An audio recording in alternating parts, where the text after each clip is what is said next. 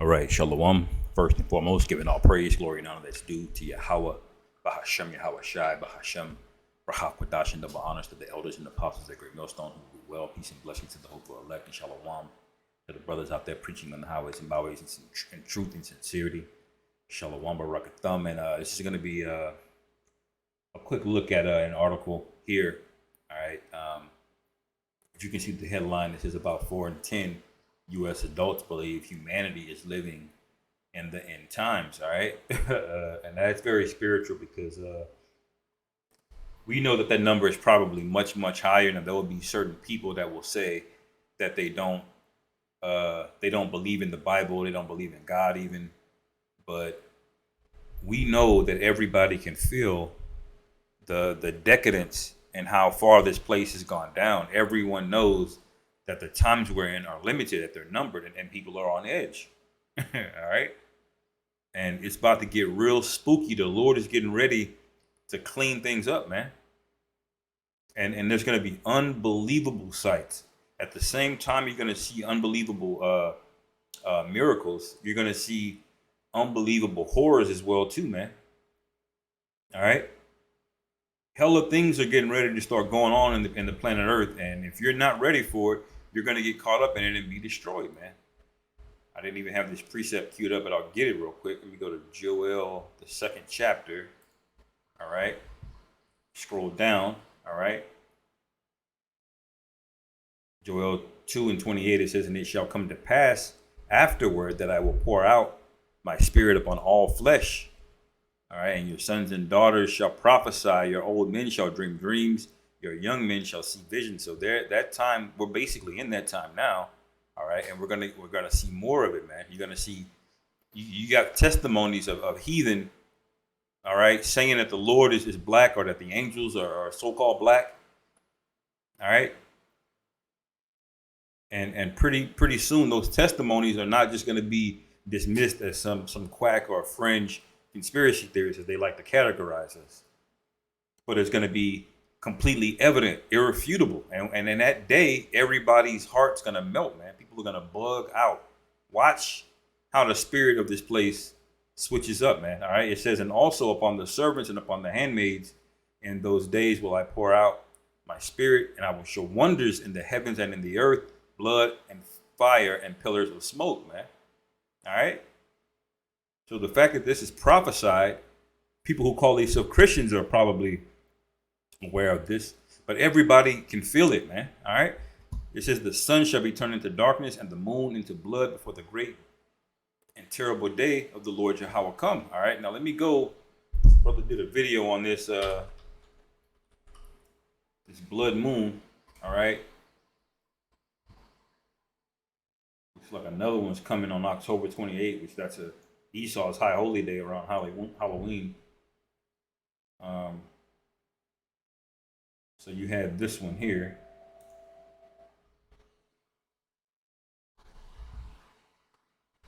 which I believe in other parts of the world, in other parts of the world, I think mainly like Australia, you had basically an eclipse, man.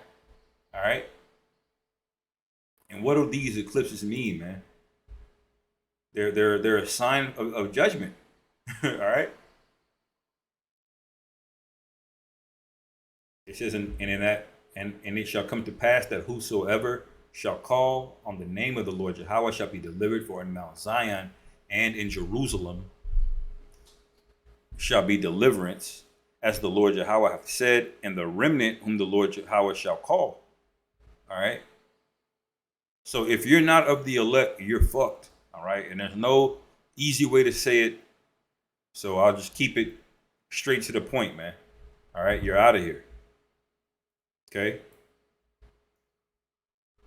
Some of this article says periods of catastrophe and anxiety, such as, the outbreak, have historically led some people to anticipate that the destruction of the world as we know it, the end times, is near. This thinking often has a religious component that draws on sacred scripture. In Christianity, for example, these beliefs include expectations that Jesus will return to earth after or amid after a time of great turmoil.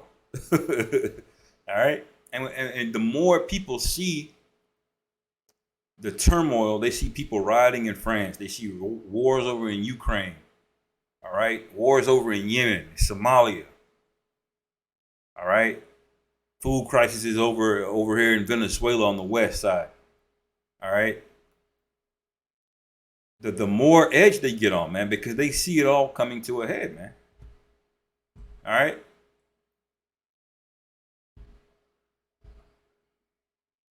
And one of the signs that that we would be in those times would be fighting wars. All right. That's Matthew 24 and 2nd Ezra 15 as well. All right. But it says in the United States, 39% of adults say that they say we are living in the end times, while 58% say they do not believe we're living in the end times, according to a recent Pew survey. All right. Now, Pew Research is the same people, all right, that tried to give an estimate on how many Israelites that there were in America. All right. And they extrapolated it up to a number like over, close to 2 million, I believe. Something like that. All right. So you can see people are on edge, and people are ready, man. I mean, they're the sacrifice is right. I'll put it to you that way, because their pride is at an all-time high, but they're also got their anxiety at an all-time high. Like, how are you proud and anxious at the same time, man? All right. But let's scroll on down. It says, in addition, Black Americans, 68%, are much more likely than Hispanic, 41%, white, 34%, Asian, 33%, Americans to believe humanity is living in the end times. And adults in the southern states, 48% are more likely to say this than those living in the Midwest, 37%, 34% in the Northeast, and 31% in the West. So people on the West Coast are the least religious, and they're gonna get a horrific judgment, man. A horrific judgment. An unbelievable judgment, man. But you see that it's Jake leading the pack, all right? Habakkuk 1:5, it says, behold, ye among the heathen, and regard and wonder marvelously, for I will work a work in your days which ye will not believe, though it be told you, man. So we've been telling you, but y'all are just going to, 60% of people are just going to shrug it off according to this. But I believe it's much, much more. And they may not say it's the end times in terms of the Bible, but they know that this place is through. They can feel it, man. But at the same time that they're proud. And they're holding out hope that this place is going to continue, and it's not, man. See? All right. It says, this is Zephaniah 1:12, and it says, and it shall come to pass at that time that I will search Jerusalem with candles. What is the time he's talking about? The end times, the eschaton. Okay. The time that we're living in now, in other words.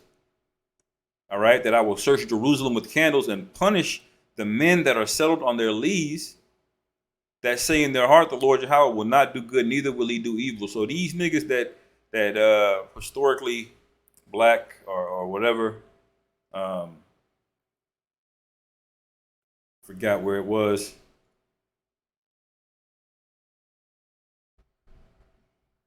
Yeah, these 68%, the other section of them, man, the Lord is going to search you out, man. All right. It's going to start with the Israelites, the people that know that they're Israelites, I should say. But it's going to get real bad, man. All right. You're the men settled on your lead, especially if you're in the truth and you know what's going on. If you think that you got time to just sit and lollygag and fuck off on bullshit, man, the Lord is going to visit you in the time that you least expect it, and that's written.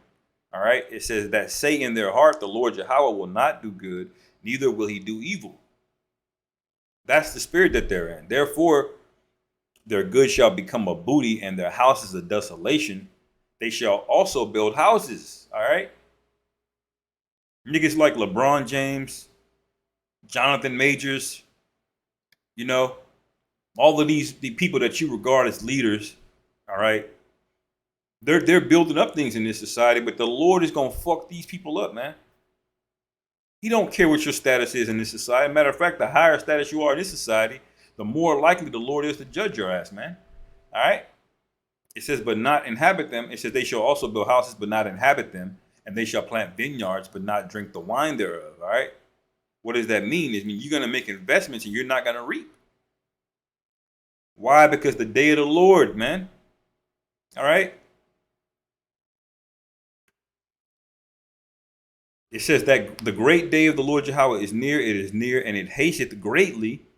All right. And that's why we warn you, because this is not something that's going to be a slow revealing process.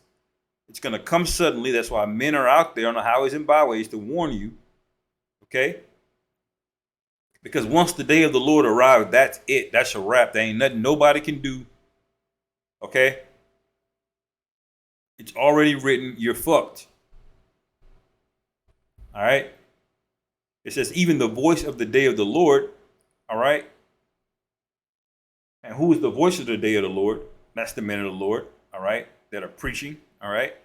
It says that the mighty man shall cry there bitterly. All right. So this is not a day where it's going to matter what your status is in society. Riches are not going to mean anything. All right. Your physical ability to fight, your the amount of guns you have, none of that's going to come and help you in that day, man. It says a day of the trumpet, an alarm against the fenced cities and against the high towers. All right. And America is one of them, man. It says, and I will bring distress upon men, that they shall walk like blind men, because they have sinned against the Lord Yahweh. All right. So you're gonna be confounded, confused, not knowing what's going on. All right. And that's part of the judgment and the curse. All right. It says, and their blood shall be poured out as dust, and their flesh as dung, man. When you pour out dust, man, you don't fucking look back. You dump that shit out and keep moving. You know? All right. It says, neither their silver nor their gold shall be able to deliver them in the day of the Lord Yahweh's wrath. But the whole land shall be devoured by the fire of his jealousy, for he shall make even a speedy riddance of all them that dwell in the land. All right. That's why you're being warned. And these people know it. They can feel it, man. They kind of mock it and you know, make fun of it, but they know, man. And when these things happen, when the Lord Yahweh B'Shem Yahweh Shai starts to really turn up the volume and the heat on this place, watch the countenance on these people's face, man. Watch how it changes. You don't have the time you think you got, man. All right. Proverbs 1:27, when your fear cometh as desolation, and your destruction cometh as a whirlwind, when distresses and anguish come upon you, then shall they call upon me, but I will not answer. They shall seek me early, but they shall not find me, man. All right. So that's a trick bag the Lord got you in. If you're thinking you got time, or you can wait to do this, you can wait to do that, man, look. You have to pray the Lord have mercy on you when you wake up in the morning, man. You don't know what the Lord could do to you. All right. When you read Wisdom of Solomon, the 17th chapter, it's a horror movie, man. That's a single plague.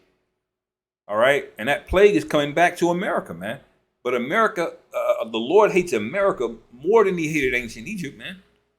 He's allowed their sin and their wickedness to greatly surpass any other nation, man. All right. That's why nukes exist. It's a giant buildup so the Lord can just throw this shit down, man.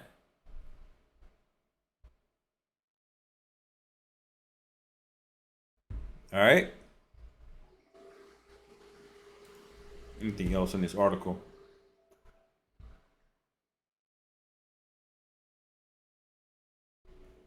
It says, when asked if Jesus will return to earth someday, more than half of all U.S. adults, 55%, including 3/4 of Christians, say this will happen.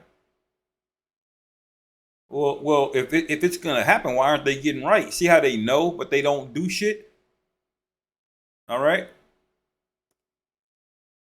Didn't the Lord say you knew that I was an austere man? All right. Because they got our people in that headlock of Christianity, making you forget about the balance of the Lord. They make you think he's all light and all love, forgetting how angry he is at what happened to him, what's happening to the earth, to his people. All right. That he's so angry, he's going to literally get busy himself. He's that angry. All right. Let me see. He tread the winepress alone.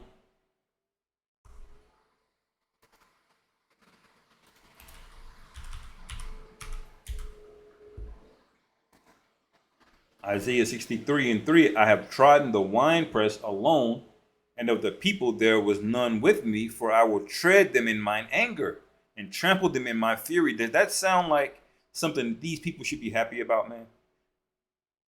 When we as the men of the Lord doing the work, even we have a fear that we're gonna make it, man, whether or not we're gonna make it.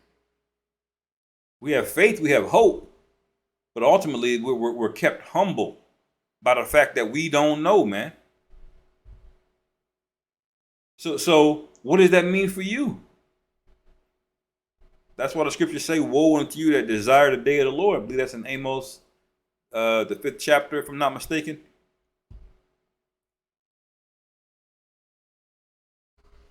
So this place is out of here, man. You know? Completely out of here. Let me see anything else on that. That's basically it on that, man. All right. And when the Lord turns this up, it's going to slip away from him just like that, man. And it's going to come rapidly. And that could happen within weeks. That's why you're on guard. That's why you pray. That's why you don't drop the plow. That's why you don't get weak and turn seasonal. All right. Read the parable of the 10 virgins in Matthew 25, man. You see? But I'll end it there, man. Lord willing, this was edifying. Call halal Yahweh, Bahashem Yahweh Shai, Bahashem Rachakwadash, Wa Abba Babal. Shalom.